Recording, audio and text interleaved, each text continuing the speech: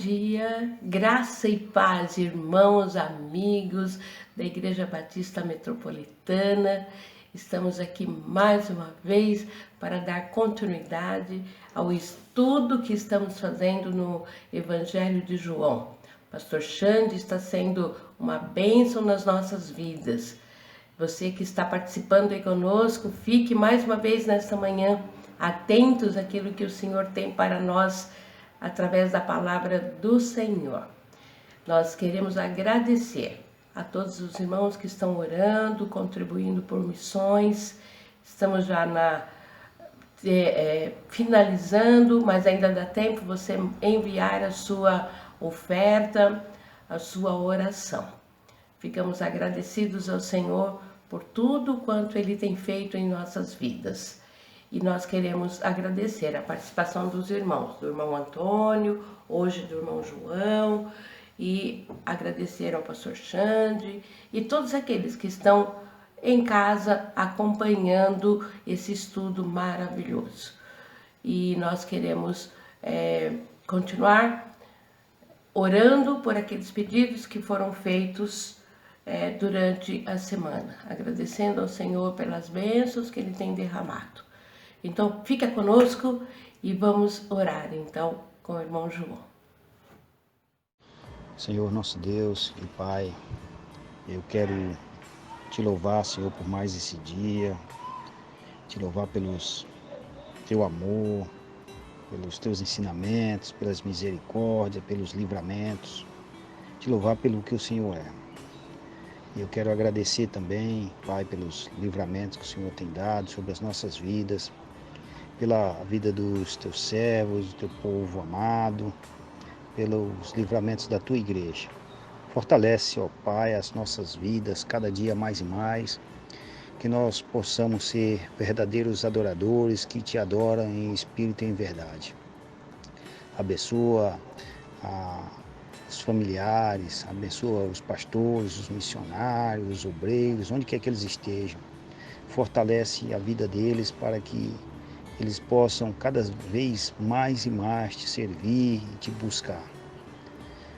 Pai, acima de tudo, também perdoa os nossos pecados e afasta de nós, Senhor, toda a incredulidade. E fortalece a nossa mente, o nosso espírito, que nós possamos estar sempre prontos a te buscar, te ouvir e colocar em prática aquilo que aprendemos de ti. O Senhor é santo, o Senhor é maravilhoso. E eu te agradeço, Pai, por tudo que o Senhor tem dado. Livra, Senhor, o nosso país, essa nação, dessa enfermidade. E abençoa, Pai, cada lar, cada família. E eu peço tudo isso agradecido no nome santo do Senhor Jesus. Amém.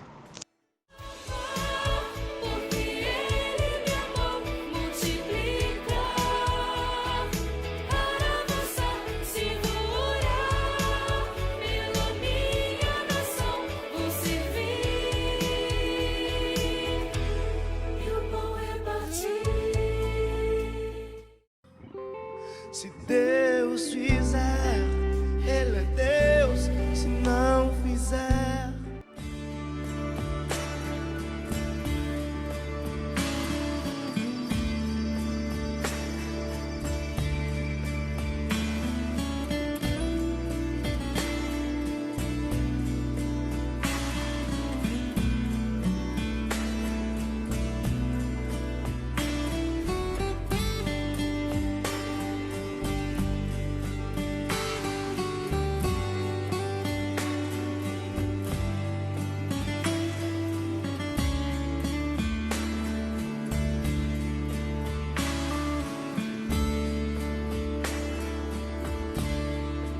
seja o seu tudo, seja o tudo em meu coração, Senhor.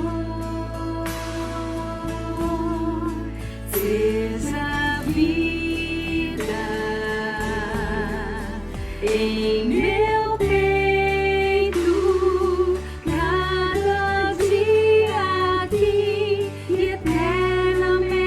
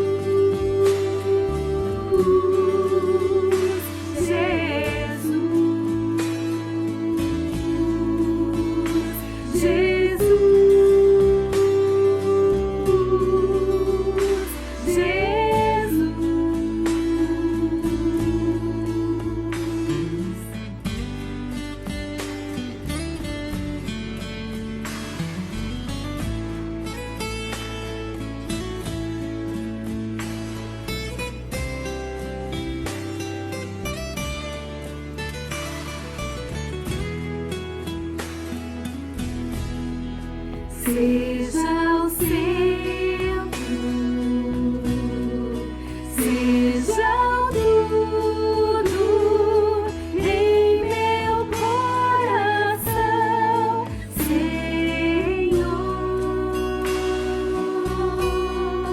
Seja a vida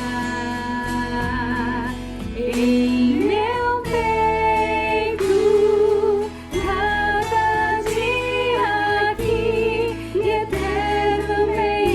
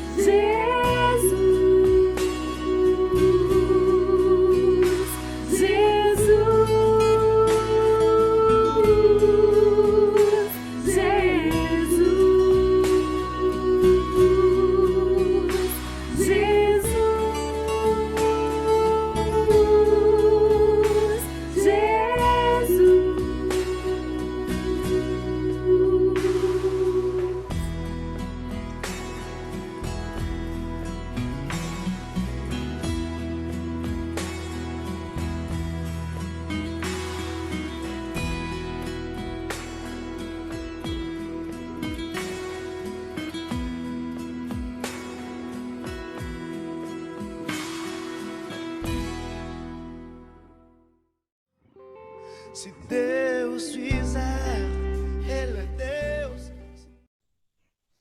Graça e paz, igreja. Bom dia a todos. Mais uma escola bíblica dominical aqui. A gente vai finalizar hoje o Evangelho de João, o Evangelho que não precisaria ser finalizado, não seria finalizado, porque João termina o seu Evangelho dizendo: se fossem escritos tudo aquilo que Jesus fez, nem todos os livros do mundo caberiam. Que este homem, este Deus que se fez homem e habitou entre nós, e se sacrificou por nós, realizou ao longo de 3 anos e meio, mudou completamente a história da humanidade.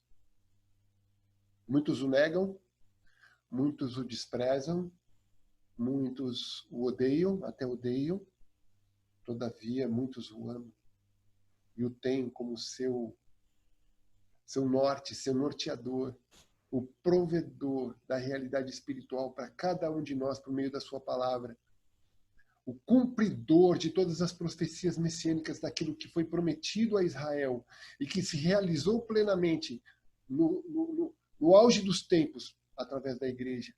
Hoje, anjos anelam para escutar, principados e potestades são desprezados por aquilo que Deus tem reservado a cada um de nós, a revelação que Ele nos concede por meio dos seus profetas, da sua palavra e do Espírito Santo do Senhor que habita em nosso coração. Vamos juntos caminhar pelo Evangelho de João? A gente tem muita coisa para compartilhar. E na semana passada a gente viu aquela ceia, aquela reunião de um homem com corpo glorificado comendo com homens com corpo natural. De um homem com corpo eterno, ressuscitado, ressurreto, comendo com homens mortais. E ali ele prepara o peixe, ele divide o fruto da pesca, que miraculosamente ele provê ali com aqueles 153 grandes peixes que os discípulos fazem questão de contar. E ali comendo juntos, naquela intimidade, eu trouxe a realidade da intimidade que nós temos que ter, dessa realidade que nós temos que ter junto à mesa, junto com as pessoas que comungam com a mesma família, com a mesma fé. Veja, é importante essa intimidade, porque o mundo tira da gente, o mundo coloca a televisão no quarto, o mundo coloca o divertimento fora de casa, mas na mesa nós adquirimos intimidade com aqueles que amamos. É na mesa que nós buscamos e tratamos e lidamos e conversamos a respeito das coisas que acontecem nas nossas vidas. A maneira de comer revela a maneira de crer. Antes de comer, orar, agradecer. Às vezes nós desprezamos o privilégio de ter um pratinho de comida à nossa frente.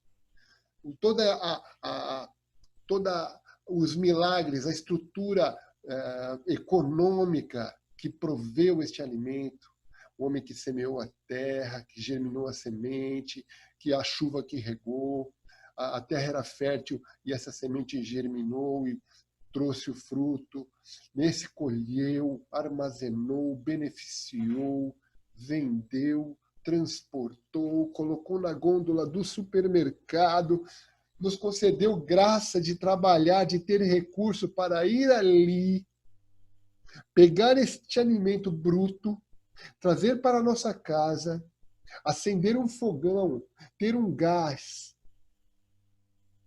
e preparar esse alimento com temperos para que ele fique gostoso. Não parou por aí. Não basta apenas ter dinheiro, não basta apenas ter todas essas coisas. Você precisa ter saúde para comer, dentes para mastigar, apetite. Apetite é demonstração de saúde. Não apetite por doce, né? A gente viveu sem doce por milhares de anos. O açúcar veio agora há pouco, há 100 anos atrás. Então, é um milagre você comer, é um milagre você... E agradecer a Deus, santificando pela palavra e pela oração, o alimento é consagrado. E agora começa, então, essa verdade de compartilhar a mesa. E eu pergunto, assim como perguntava Tomé, quando será a próxima vez que o Senhor nos servirá à mesa? Quando será a próxima vez que o Senhor compartilhará conosco da sua mesa? Lá em Apocalipse 3:20, o seu convite é universal.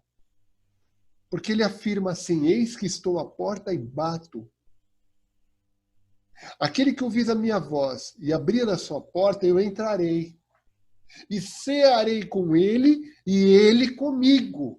Olha que afirmação. Olha, se você abrir a porta do seu coração, o Senhor Jesus vai entrar e vai comer, vai ter intimidade com você. E vai permitir que você tenha intimidade com ele. Como que é isso, ter intimidade? O Senhor sabe tudo. O Senhor sabe da mais profunda intimidade do nosso ser. Mas Ele quer que você expresse e deseje essa intimidade. É o que nós vamos ver com o apóstolo João no texto que se segue. O convite é universal, mas a entrada é seletiva. Por quê? Porque existe o convite universal. Olha, todos venham, bebam de graça da água da vida. Todos abram o seu coração para que ele possa entrar e cear com vocês. Mas aqueles que aceitam somente esse convite é que serão participantes da ceia, é que serão participantes da mesa com o Senhor. Aqueles que não participam da mesa com o Senhor, participam da mesa de demônios. Participam da mesa do engano, da hipocrisia, da corrupção, da mentira. A mesa do Senhor, nós compartilhamos da intimidade, do amor, da indulgência, do altruísmo, do respeito, da paz, da comunhão, da reflexão, da meditação profunda. Mas aqueles que não compartilham da mesa do Senhor são enganados, até por anjos de luz. Logo, existe uma promessa para Israel. Em Lucas, capítulo 22, do versículo 29 e 30, olha o que ele diz para Israel. Assim como meu pai me confiou um reino, eu vou-lo confio. Reino a quem? O reino de Davi. O reino de Israel. Que será Davi, gerou Salomão. O reino foi dividido após Salomão. 10 tribos no norte e 2 tribos no sul. Mas há um projeto de Deus para o restabelecimento deste reino. E aqui Jesus está falando do reino na terra, do reino milenar. Que é prometido não à igreja. A igreja não é reino. A igreja é a noiva que administrará o reino. E a gente vai comer só nas bodas. A gente vai compartilhar da mesa do Senhor na Nova Jerusalém. Não aqui na terra, mas no céu. Apocalipse 19, 9. Agora, Israel não. Assim como meu pai, verso 29 de Lucas 22. Assim como meu pai me confiou um reino, eu vou no confio. Para que comais e bebais a minha mesa no meu reino. E vos assentareis em tronos para julgar as 12 tribos de Israel. Olha, que interessante isso. Mas aqui Jesus está iniciando uma conversa íntima com Pedro. Uma conversa onde Jesus vai tratar a alma de Pedro, os aspectos da sua personalidade, vai moldar ele para o ministério e vai apontar um norte, o seu destino, para que ele seja completamente transformado de um pescador de peixes para um verdadeiro pescador de homens. Vamos à leitura da palavra de Deus? João, capítulo 21, de 15 a 25. Olá, graça e paz a todos. Gostaria de convidar os irmãos para realizar uma leitura bíblica do livro de João, capítulo 21, versículos 15 a 24. Leiamos. Quando eles acabaram de comer, Jesus perguntou a Simão Pedro: Simão, filho de João, você me ama mais do que os outros? Sim, o senhor sabe que eu amo, senhor, respondeu ele. Então Jesus lhe disse: tome conta das minhas ovelhas. E perguntou pela segunda vez: Simão, filho de João, você me ama? Pedro respondeu: sim, o senhor sabe que eu amo o senhor. E Jesus lhe disse: tome conta das minhas ovelhas. Perguntou pela terceira vez: Simão, filho de João, você me ama? Então Pedro ficou triste por Jesus ter perguntado 3 vezes: você me ama? E respondeu: o senhor sabe tudo e sabe que eu amo o senhor. E Jesus ordenou: tome conta das minhas ovelhas. Quando você era moço, você se aprontava e ia para onde queria. Mas eu afirmo que isso é verdade. Quando for velho, você estenderá as mãos, alguém vai amarrá-las e o levar para onde você não quer ir.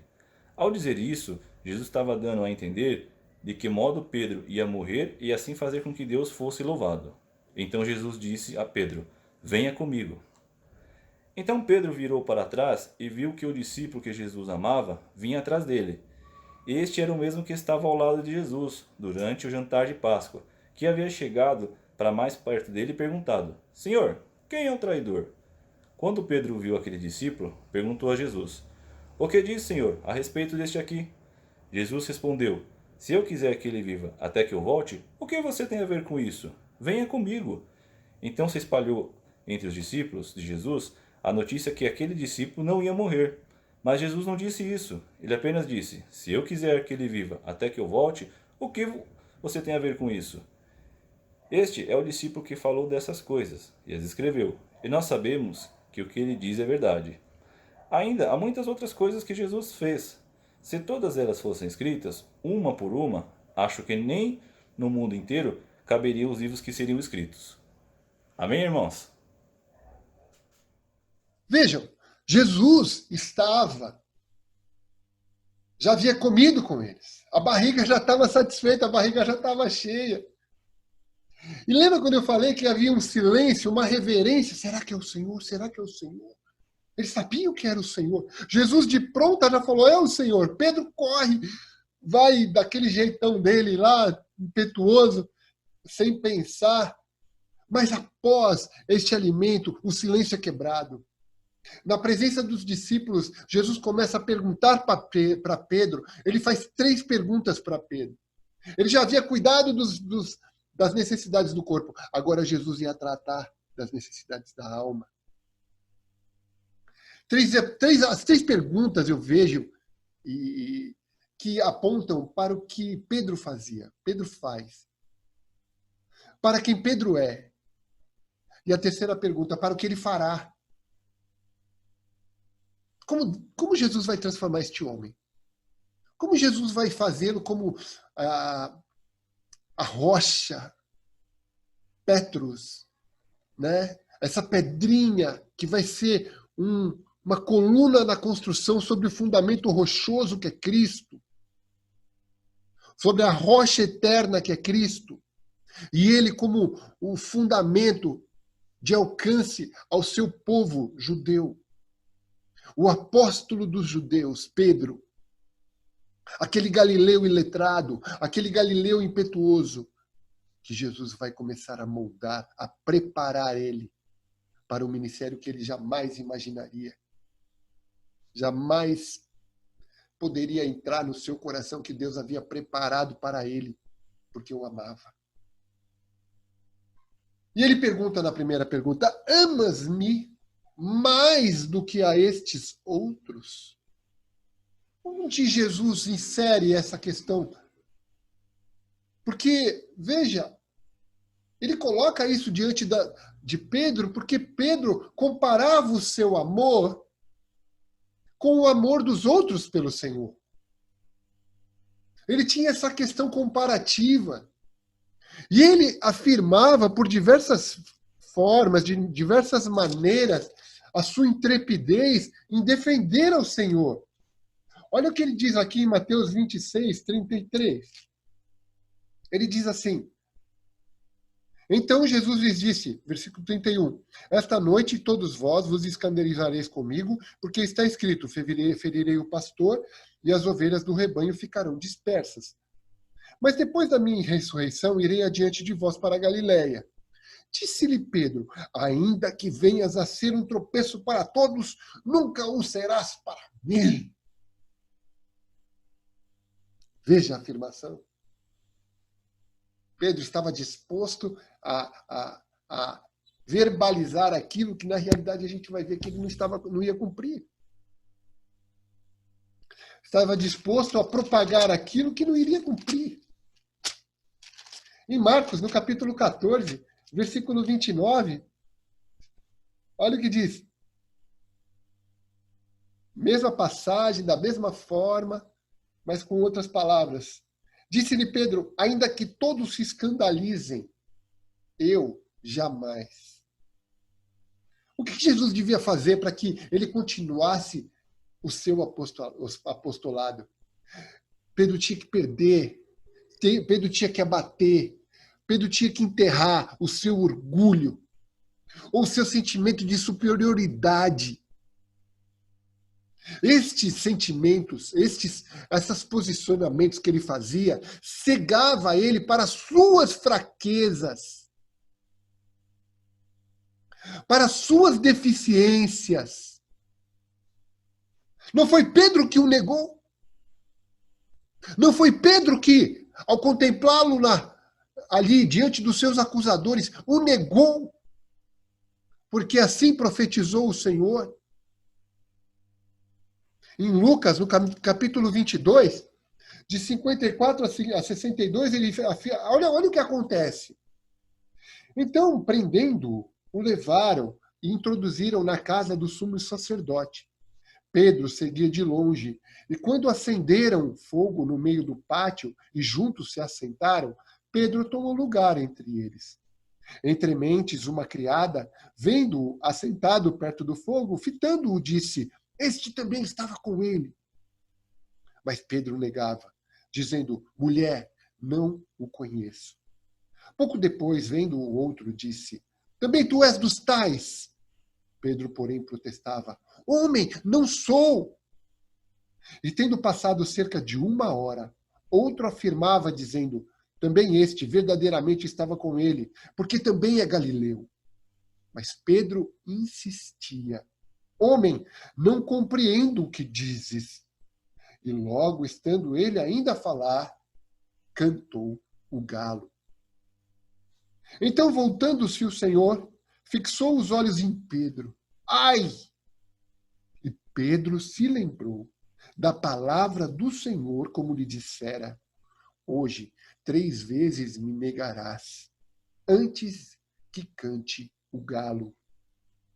Então Pedro saiu dali e chorou amargamente. Parece que ele havia chorado, ele havia visto o erro que ele havia cometido, mas ainda não estava sendo tratado com respeito com relação a isso.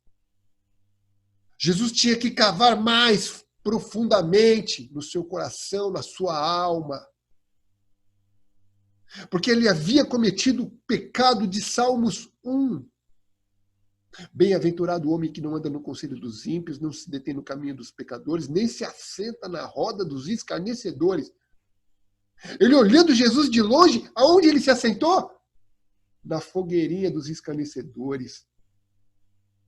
Daqueles que estavam aprovando a condenação do justo. Daqueles que, diante de Pilatos, falaram: crucifica-o, crucifica-o, e desejaram ficar com Barrabás, com os escarnecedores. O que podemos trazer para isso, para hoje? O que podemos aplicar isso para que nós não venhamos a cometer o mesmo erro de Pedro? Uma comparação da primeira pergunta é: se a gente ama a Deus, a gente não deve comparar com os outros, com a forma que os outros amam a Deus. A gente nunca pode medir: eu amo mais a Deus do que o Moisés, eu amo mais a Deus do que a Judite, eu amo mais a Deus do que o pastor Otaviano. Não! Isso é um erro. A fé cristã está baseada no autoconhecimento. A Bíblia, ela não enterra pecado de ninguém. Antes, ela traz à luz. Ela traz à luz o mais íntimo do homem. E é por isso que nós devemos ter essa revelação dentro do nosso ser. Quais são as tuas fraquezas? Quais são os teus problemas? Quais são os teus pecados? Para que você não olhe para o outro e compare dizendo que você é melhor, você é mais santo, você é menos pecador, ou isso. Não! Para que você olhe para dentro de si e fale: miserável homem que eu sou. Olha o que diz 1 Coríntios 11, 28. Vamos colocar em prática essa realidade. Essas coisas são muito importantes para a gente, porque salvam, saram a gente. Revelam para você quem você realmente é. Um miserável de um pecador. E ele diz aqui: na ceia do Senhor, quando nós estamos sentados na mesa, o que ele pede? Antes de nós comermos e bebermos, o que ele fala? Examine-se, pois, o homem a si mesmo, e assim coma do pão e beba do cálice. Pois quem come e bebe sem discernir o corpo, come e bebe juízo para si. O problema é que a gente olha mais para os outros do que para nós. O nosso pecado está em comparação, um amor comparativo. Oh, como ele é espiritual. Oh, não meça o teu amor pelo meu amor. Não meça o teu relacionamento pelo meu relacionamento com Deus. O teu relacionamento com Deus é teu. O teu sentimento para com Deus é teu. Pessoal, intransferível. Lá em Mateus 7, de 1 a 5, quando o maior pregador de todos os tempos, Jesus Cristo, fala ali nestes 3 capítulos, 5, 6 e 7, que ele anuncia o reino, anuncia os mistérios desse reino vindouro, e nele, onde ele seria o rei. Ele fala: o juízo temerário. Não meça a fé dos outros, não meça os outros. Tira a primeira trave que está no teu olho. para que daí sim você possa ajudar o outro a tirar o cisco. Tira a trave. Depois você vai ajudar a tirar o cisco. É um desafio para a gente.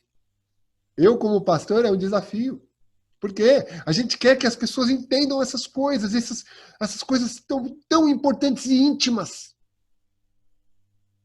A gente não tem condições, a gente tem trave no nosso olho também. Mas a gente ora para que a gente possa tirar ao menos um cisquinho, para que as pessoas possam enxergar melhor a respeito de si mesmas. A resposta de Pedro revela como que ele deve ser. Ele responde: tu sabes, Senhor. Porque ele descansa na onisciência de Deus, sabendo que Jesus trata de uma forma verdadeira, íntima. Quando Jesus o questione, ele procura mudar o seu interior, para que ele possa exercer a missão correta, designada a ele. Tu sabes que eu te amo. Se o amor é dominado por emoções e sentimentos, existe uma atração pessoal de interesses indignos. Existe uma palavra no grego que chama, relativa ao amor, que chama filéu. Filéu, o amor de filho. O amor de filho é um amor interesseiro. É por isso que você, quando educa a sua criança, quando ele faz alguma coisa errada, ele não pode ganhar presente. Ele tem que sofrer um castigo. Quando ele faz uma coisa certa, ele ganha um presente. Ele tem algum benefício material ou de conforto. Mas enquanto ele faz as coisas erradas, ele não pode ser presenteado. Por quê? Você vai condicioná-lo no caminho errado. É por isso que o filho não pode ser educado pelos avós. Os avós já estão idosos, já não tem a força de um pai e de uma mãe. Avô, na realidade, estraga o filho. Porque ele não tem autoridade espiritual para isso, o filho desmerece o avô quando ele tenta tratá-lo. Na maioria das vezes, existem as suas exceções. Como também o avô quer mimar o neto. Quem educa, quem deve ensinar, a missão de ensinar a criança é através do pai e da mãe. E existe o amor ágape. O amor ágape é um amor incondicional. É o amor de Deus por nós. E quando ele fala, eu te amo, filéu, eu te amo por interesse, com interesses indignos, né? Qual será a minha posição? Aonde esse Messias que ressuscitou pode me colocar? Como se fosse uma troca. Ele não passa do teto. Essa fé não passa do teto. Mas quando nós entendemos que o amor incondicional de Deus pode levar até, às vezes, a gente a situações difíceis, a gente confia. A gente confia 100%. Por isso que ele responde, apacenta as minhas ovelhas. Alimentar o rebanho demonstra que a liderança de Pedro deveria ser baseada numa fé incondicional. Na palavra de Deus e no sacrifício de Cristo pela nação de Israel. E por todos. Não foi assim lá com o centurião? Quando ele fala que Deus desce o lençol e ele vê aquela visão, ele fala, não como coisas indignas. Olha, aquilo que Deus criou e abençoou é indigno. E aí bate soldados na porta dele, ele vai visitar o centurião, e centurião é selado pelo Espírito Santo ali quando ele chega. O ser em Cristo deveria ser o norteador do seu apostolado aos judeus. Ele tinha que ter convicção de que Jesus é o Cordeiro de Deus.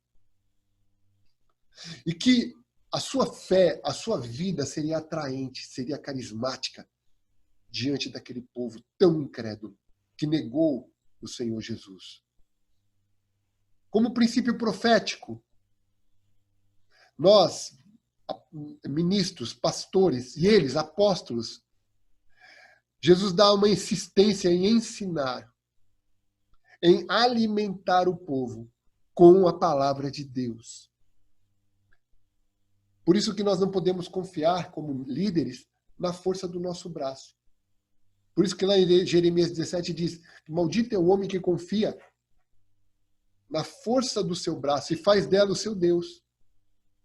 Maldito. Ou seja, eu jogo a semente, mas quem frutifica? Eu lanço a palavra, mas quem faz com que ela bata no coração, se não é o Senhor, se não é o poder do Senhor? Através da sua palavra, não de mim, através da sua palavra. Aplicação: Jesus é o bom pastor. Ele deu a sua vida pelas ovelhas. E ele quer tirar estas ovelhas judaicas do aprisco, da lei. Ele quer levá-los à liberdade. Pedro vai ter esta responsabilidade de prover o alimento, porque Jesus delegou a eles, a estes apóstolos, este ministério. As ovelhas não são nossas. As ovelhas não eram de Pedro. As ovelhas não eram de Paulo, de João, de Mateus, de Lucas. As ovelhas são de Cristo. Nós podemos ser os administradores, mordomos da igreja, mas nunca seremos donos dela. A segunda pergunta, no versículo 16, a gente percebe filho de Jonas. Filho de Jonas é a mesma coisa, né? Filho de João. Tanto faz Jonas ou João. E ele torna a perguntar: tu me amas? Este desafio que Jesus faz na segunda pergunta significa: você tem certeza disso? Você tem certeza que você me ama? Da forma que eu desejo que você me ame? Diante de todos os milagres, diante de quem eu sou, você tem certeza disso? Você pode simplesmente me amar sem comparar o seu amor com ninguém? Você pode me amar, expressar o teu sentimento sem limites? Dar a mim toda a glória que a mim é reservada e que eu não vou dividir ela com você? Por causa da sua soberba, por causa do seu orgulho, por causa da sua prepotência? A glória é minha. E eu não dou ela para ninguém. Eu sou Deus. Veja, olha o que ele afirma para Pedro. Coloque-se no seu lugar, Pedro. Você precisa me servir sem limites. Sem estruturas que enrijecem. Veja, ele estava debaixo da lei. E Deus estava levando ele para a graça. Estava ampliando o horizonte do seu relacionamento. E iria realizar maravilhas através da vida dele. Curar enfermos, converter multidões. Essa repetição demonstra o quão profundo e o quão íntimo Jesus queria entrar e tratar o ser de Pedro. Será que Pedro tinha convicção de com quem ele estava falando? Como resposta, Pedro: Senhor, tu sabes, eu te amo. Fazer o quê? Ele está respondendo, ele tá sendo impactado por aquelas perguntas que estão indo cada vez mais fundo. Estão tratando aquele coração duro, orgulhoso, de pedra. Fazer o quê? Eu te amo. E aí ele responde, Jesus afirma: pastorei as minhas ovelhas. Comissão, a comissionamento dele à missão significa que o ministério de Pedro era pastorear, um pastor de ovelhas judaicas, para tirá-los da antiga aliança e transportá-los para a nova aliança em Cristo, libertando eles da lei e fazendo-os se encontrar no caminho de graça, no caminho da liberdade da fé, da lei do Espírito. Eles já não seriam mais criancinhas. Se você fizer isso, eu te dou colheita. Se você fizer aquilo, eu faço com que vocês se multipliquem. Se você fizer isso, estava tratando com filho menor com Israel. Mas agora na igreja não, nós somos adultos, nós temos toda a revelação. Nós somos chamados à santificação, ao sacrifício. Nós já não seremos tratados como filho menor. Há um presentinho porque você fez isso. Há um presentinho porque você fez aquilo. Não! Nós seremos o presente, nós seremos o sacrifício. Nós seremos os portadores de uma nova aliança. A lei do Espírito que regerá o nosso coração e que já não estará em tábuas de pedra, dentro de uma arca. Não. Ela estará nas tábuas de carne no nosso coração. A aplicação. Nós podemos cantar, nós podemos pregar, nós podemos ir em conferências, fazer conferências, estudar profundamente, podemos até cultuar, mas sem o principal convidado, o nosso culto é vão. O Senhor Jesus está ressurreto e Ele deve ser a principal pessoa do culto. Não é equipe de louvor. Não é estrutura do templo. Não são os missionários, ou pregadores, ou pastores, ou bispos, ou os apóstolos. Não!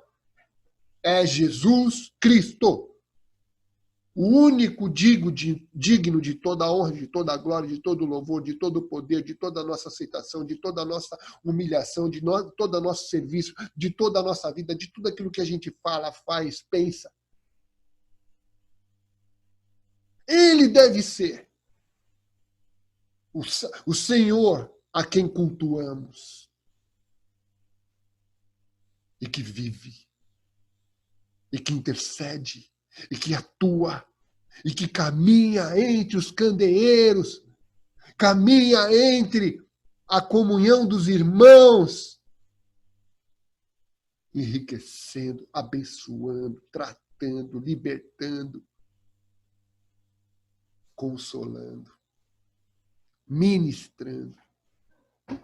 Amém? E aí a terceira pergunta alcança o seu objetivo. Cavou um pouquinho na primeira, cavou um pouquinho na segunda. E na terceira ele vai no cerne, ele chega no centro.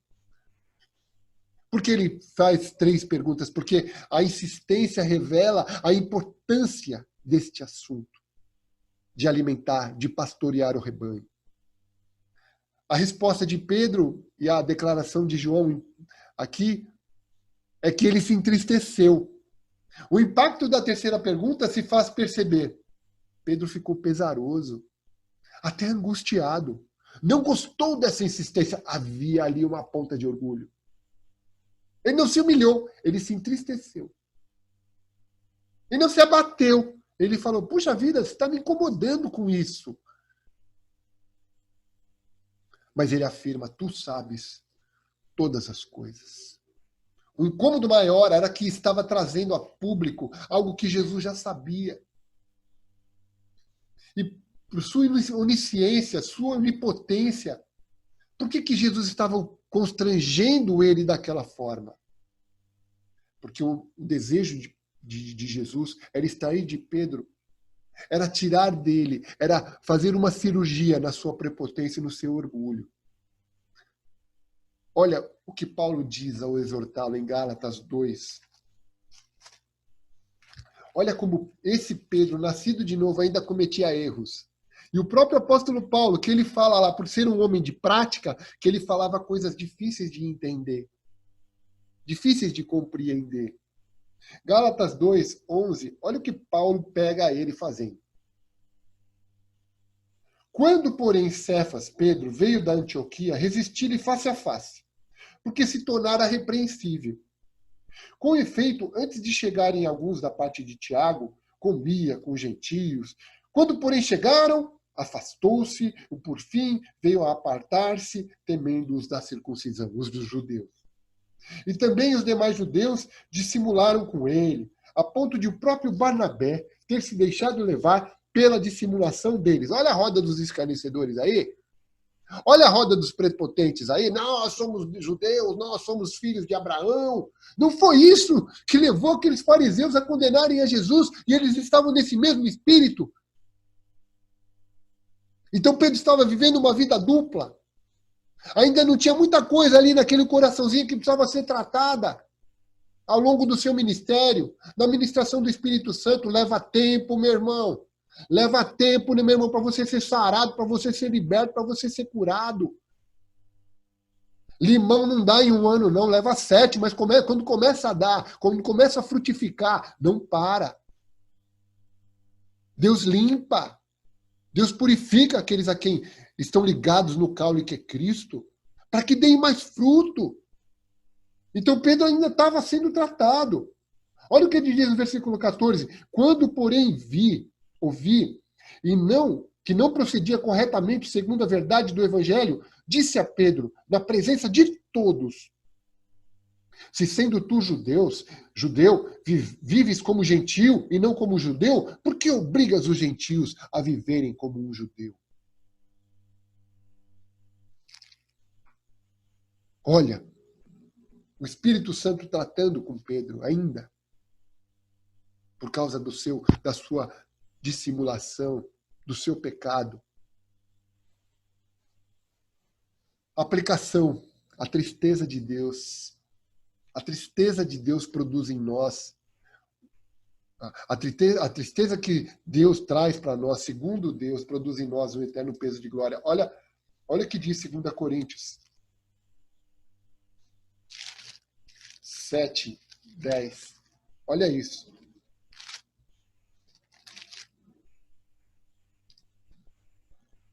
Porque a tristeza, segundo Deus, produz arrependimento para a salvação, que a ninguém traz pesar, mas a tristeza do mundo produz morte.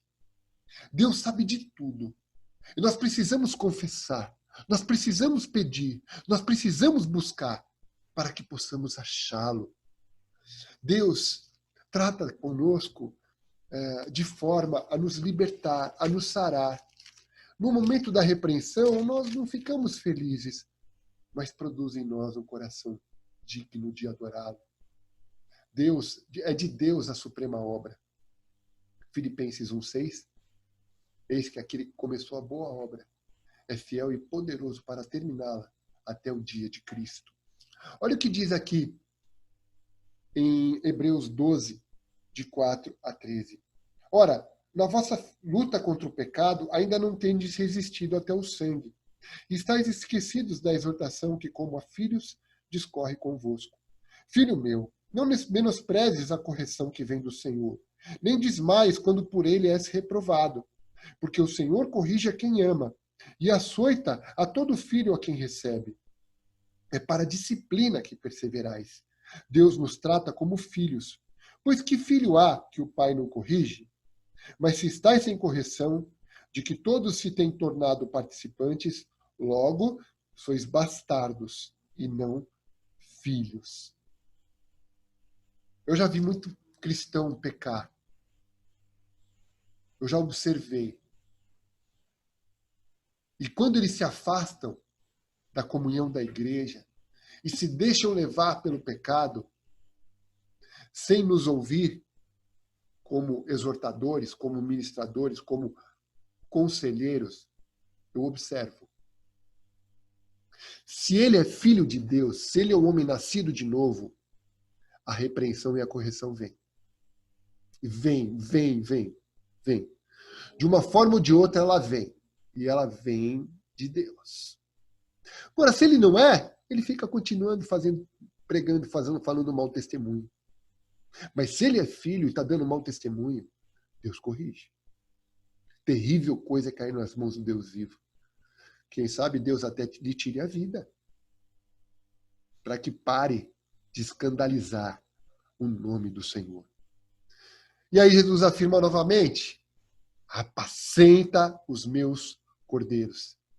Era explícito o desejo de Deus, do Senhor, de levantar homens que servissem com amor incondicional. O apelo inicial para Pedro, tu me amas, tu me amas, tu me amas, aponta para o seu desejo, que é para que levante-se homens que venham a testemunhar de Cristo com poder, com graça, com desejo verdadeiro nos seus corações. É neste princípio que se firma a administração da igreja. Olha o que diz lá em Atos, eu não vou ler para quem não tenha muito tempo. Na instituição dos diáconos, aqueles que são pregadores ficam na oração e no preparo da palavra. Enquanto que os diáconos servem à mesa, cuidam do templo, da reforma, cuidam da cantina, cuidam da limpeza, cuidam da mentoria.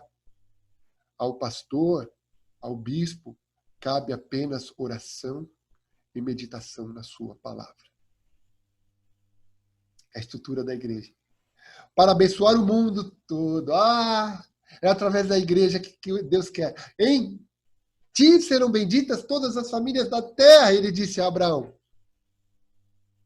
E esse Deus de Abraão, Isaque e Jacó alcança o mundo através do seu filho Jesus, filho de Abraão. Em Lucas 24, 45 a 47, é a grande comissão, ide por todo mundo. Mateus 28, a mesma coisa. Pregai o evangelho a toda criatura, ensinando-os a guardar todas as coisas, e eis que venho sem demora. Aquele que for batizado, crer e for batizado, será salvo. Marcos 15. É necessário este comissionamento. Porque lá em Romanos 10 diz, conformosos são os pés daqueles que levam uma boa nova. Como virão se não há quem pregue? Como eles vão se converter? E aí o que Pedro fará? Olha, Pedro, eu vou te tratar de uma forma tão maravilhosa que no final da sua vida você vai ser um homem completamente diferente. O impetuoso que agia sem pensar foi coluna preciosa da igreja e abençoa até os dias de hoje com a sua testemunha e a sua palavra. Epístolas 1 e 2 de Pedro. Foi tratado por Deus, foi admoestado por Cristo e foi forjado pelo Espírito Santo. Aquele que andava armado com uma espada cortou a orelha de Malco, que resolvia qualquer coisa na força do seu braço e na vontade do seu coração. No final da sua vida agora, é humilde e altruísta. No momento do seu martírio, como testemunho daquilo que Deus fez dentro de um homem que o ama, ele não se posicionou a desferir um golpe de ataque àqueles que o acusavam, àqueles que o prendiam, àqueles que o maltratavam. Ele estendeu as mãos e se deixou levar à cruz, para que a vontade de Deus fosse feita e não a dele. Não, ele não vai querer morrer assim. Mas o Senhor o forjou para saber que a vontade de Deus é maior, mesmo que seja contrário a nós, a dele. A sua perspectiva agora não era mais material humana, era espiritual e eterna. O velho Pedro já não existiria mais. Aquele que pediu para ser crucificado de cabeça para baixo não era mais o pescador de peixes. Ele havia se tornado um pescador de homens. Sabendo que, segundo aos Coríntios, capítulo 4, versículo 17, diz: porque a nossa leve e momentânea tribulação produz para nós um peso eterno de glória muito excelente. Quão maravilhoso é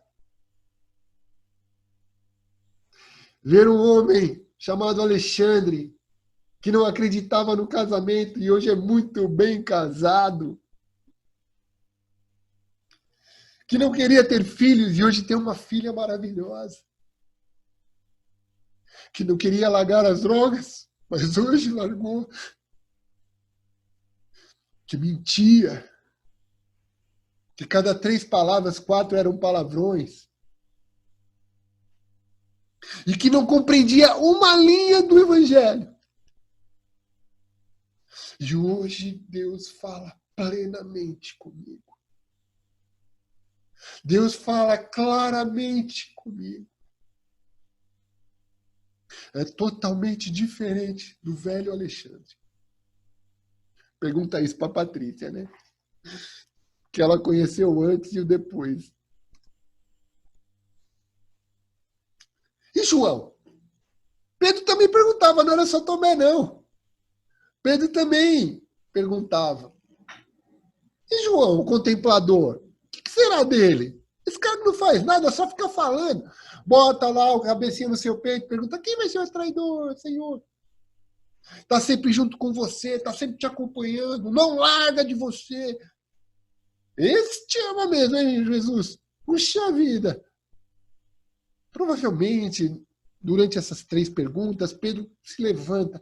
E Pedro se levanta com ele e eles começam a caminhar. E Pedro nota que João está próximo, está seguindo eles, no versículo 20. E a pergunta de Pedro é, tem uma comparação de amor do meu com o dele? A devoção de João incomodava Pedro. Por quê? Porque o amor que ele tinha por Jesus era comparável ao de João. Ele comparava esse relacionamento. Talvez tivesse um ciúme, alguma coisa assim. É difícil de falar. Mas era uma fé diferente. Pedro era ativo, João era contemplativo, singelo, puro, quieto. Pedro saía para os holofotes, João não. Ele ficava no barco. Ele ficava meio de lado observando. Era um ótimo observador. Quem escolheu a melhor parte? Leia Marta e Maria lá em Lucas 10, 38 e 42.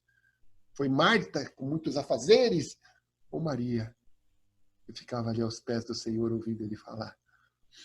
A interrogativa de Pedro era, se eu que sou ativo e faço muita coisa, vou morrer desse jeito? O que será de João, o apóstolo do amor? O que será dele?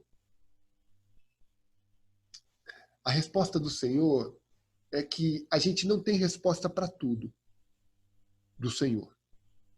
Há muitas coisas que não devem ser respondidas para nós. Na realidade, nós devemos nos submeter à nossa insignificância. Nós devemos humilhar diante da presença do Senhor, e Ele é que nos exaltará. É promessa dele nos glorificar. É promessa dele nos exaltar. Se for da vontade dele proceder desta forma, porque quantos martírios aconteceram, quantos irmãos nossos foram à fogueira, anônimos, e alcançaram, através do seu martírio, a vida. Não queira ser famoso, não queira projetar um ministério absurdo ou uma fé que venha impactar multidões. Eu tinha esse desejo, mas eu gosto de um tratamento pessoal, com pessoas. Eu não seria um ótimo pai de multidão, eu acho que eu seria estragado no meu ministério. Agora, se for da vontade de Deus, uma hora isso acontece. Ele me forja e isso acontece. Mas se não acontecer, meu irmão, o importante é a vontade de Deus ser realizada nas nossas vidas. E a Pedro, essa resposta, se ele não quiser que ele morra até que eu venha, o problema não é teu, Pedro. Fique quieto e segue-me. Foi direto, né, com Pedro, né? O que seria de João, então? Nós que hoje temos já a história completa destes homens e as suas obras, aquilo que eles realizaram por meio da fé em Cristo Jesus. E por isso somos adultos, temos a revelação total e plena. Vemos que a este apóstolo chamado João foi confiada uma grande obra. Por sua característica introspectiva, ele mergulhou fundo nas revelações do Senhor. E ele atingiu um aspecto tão profundo de fé que ele alcançou o verdadeiro amor, o amor ágape, de olhar para os pecadores da igreja, de olhar para aqueles que precisam de tratamento e chamá-los de filhos, de como eles deveriam tratar com relação aos seus pecados. Se alguém diz que não tem pecado, chama Deus de mentiroso. Mas se confessarmos nossos pecados, ele é fiel e poderoso para nos perdoar de toda injustiça. 1 de João, capítulo 1. Logo, esta intimidade, esta comunhão com Deus, levou ele a uma profunda revelação. E essa grandiosa revelação culmina com o último livro da Bíblia, o livro da revelação, o Apocalipse. Segundo a história, João morreu em 103 depois de Cristo, porque ele mesmo afirma aqui no Evangelho que era comum entre os apóstolos afirmarem que ele não morreria, mas ele morreu com 97 anos. Ele estava exilado na ilha de Patmos, porque havia escrito o Evangelho de João, Apocalipse 1:9. E em 90 depois de Cristo, escreveu o Apocalipse. Aquele que era o mais jovem dos apóstolos, a quem Jesus pediu para que cuidasse de sua mãe Maria, lá em João 19, 26 e 27, que poderia viver até a vinda do Senhor, caso assim o Senhor permitisse. Hoje ele teria 2.014 anos, mas que entendeu bem o que Jesus queria ensinar para Pedro no versículo 23. Foi o homem mais íntimo e mais próximo de Jesus. E a Bíblia afirma a quem Jesus amava. Ele termina o seu evangelho, o Evangelho de João, afirmando assim: este é o discípulo que dá testemunho a respeito destas coisas e que as escreveu, e sabemos que o seu testemunho é verdadeiro. Há, porém, ainda muitas outras coisas que Jesus fez. Se todas elas fossem relatadas uma por uma, creio eu que nem o mundo inteiro caberiam os livros que seriam escritos. Deus deu este testemunho a João, esta revelação ao Evangelho de João, porque o Evangelho de João revela Jesus nas festas de Israel e anuncia Jesus como nosso Deus. Jesus é o Deus que se fez homem. Jesus é a manifestação da média da Trindade, onde Deus teve uma experiência humana e a quem Deus deu todo o julgamento, porque é filho do homem. Tem experiência humana para saber como tratar, como lidar, como santificar o coração do homem. E a gente viu como ele tratou Pedro. E é assim que eu desejo que ele nos trate. Não retendo palavra, sem melindre, sem adaptação, para que nós venhamos a ser santificados por ele, convencidos por ele de que somos falhos, de que temos fraqueza, de que temos, sim, questões que devem ser colocadas diante do Senhor. Não porque ele não saiba, mas para que nós possamos ser tratados e libertos delas. Aqui em 1 de João, capítulo 5, versículo 20, ele afirma: também sabemos que o Filho de Deus é vindo e nos tem dado entendimento para que reconheçamos o verdadeiro. E estamos no verdadeiro, em seu Filho, Jesus Cristo. Este é o verdadeiro Deus e a verdadeira vida eterna. Filhinhos, guardai-vos dos ídolos.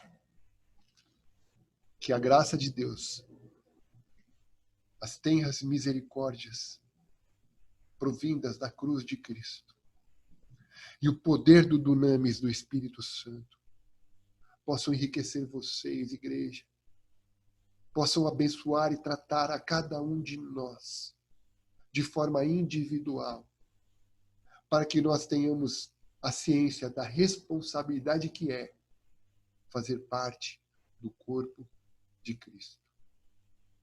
Que Deus os abençoe e nos dê este privilégio de sermos reconhecidos como verdadeiros adoradores, que adoram a Deus através da sua palavra, em espírito e em verdade. Shalom. Um beijo.